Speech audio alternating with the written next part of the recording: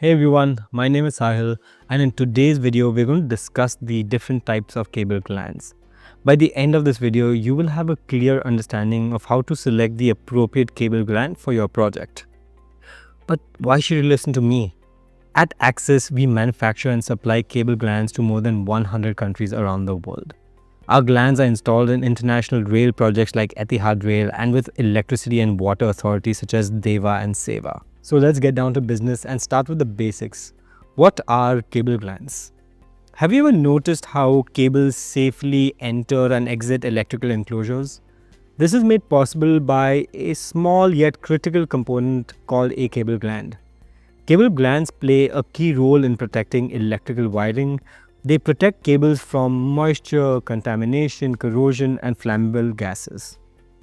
But more importantly, they ensure safe earthing of the cable and help maintain system safety.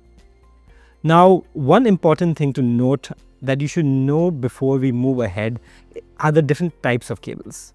Some cables have a metal layer around them called an armor.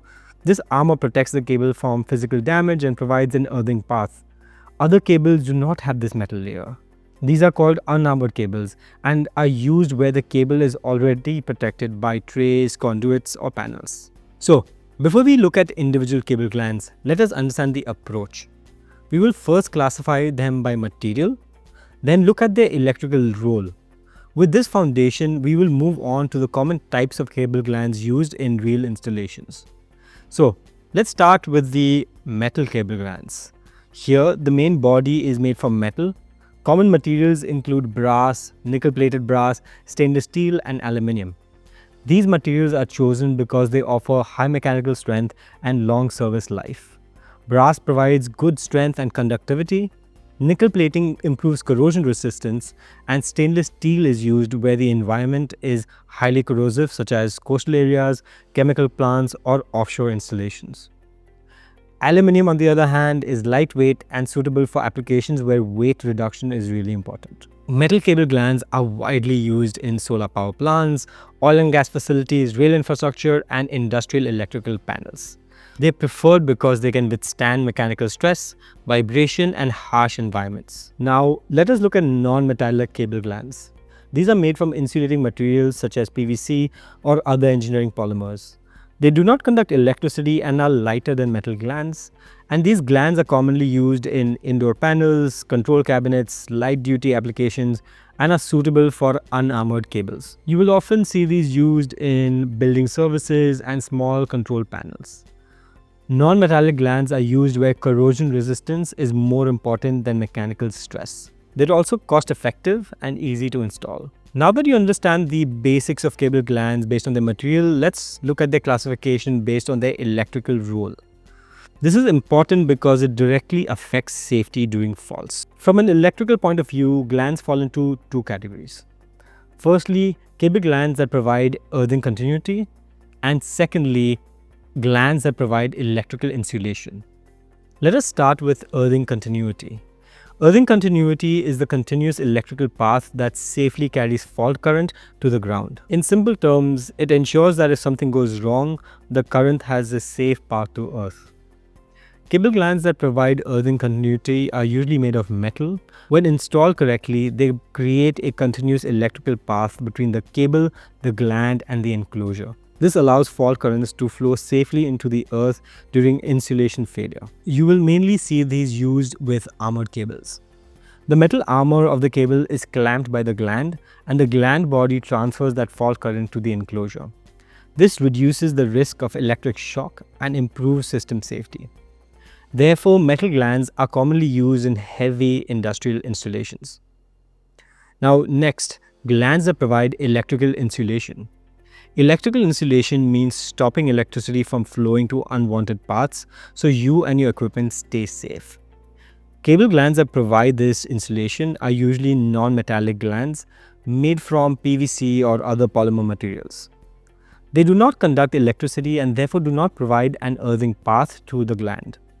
In these cases, earthing is handled separately through the cable's earthing conductor or through the system design. The gland's role here is limited to sealing, strain relief, and insulation.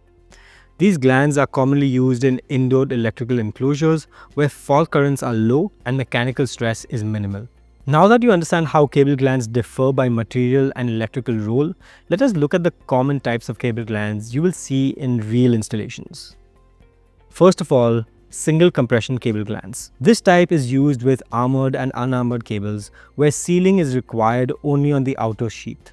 The gland grips and seals the cable at one point, and you will find them in solar installations, rail signaling panels, data center control panels, and indoor electrical enclosures. A popular type includes this A1, A2 gland, and the design works because unarmored cables do not need armor clamping and only require proper sealing, basic strain relief, and safe earthing through the enclosure. If you're finding this video helpful, please subscribe to our channel for more insightful videos on electrical engineering.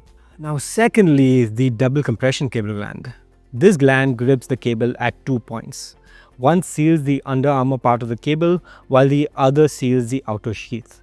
These glands are usually made from brass or nickel-plated brass. A common variant you may have come across is this E1W gland.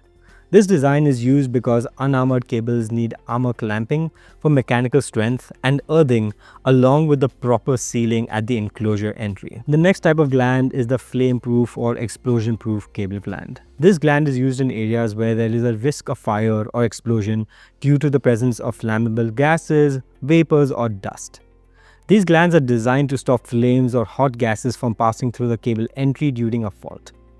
They're usually made from metal to withstand high pressure and temperature. You'll usually find them in hazardous industrial zones, and common variants include flame-proof double compression glands and certified hazardous area glands. Fourthly, EMC or EMI cable glands. These are used where electrical noise can affect equipment performance, and these glands maintain electrical contact between the cable screen and the enclosure. This controls electromagnetic interference. They are usually made from metal to ensure proper shielding continuity, and this means maintaining an unbroken electrical connection between the cable screen and the enclosure, so external electromagnetic interference does not affect the equipment. You'll find these glands installed in rail signaling systems, control rooms, and automation panels because sensitive electronic systems need continuous shielding to prevent signal disturbance and data errors. I hope you now have a brief idea about how these cable glands work.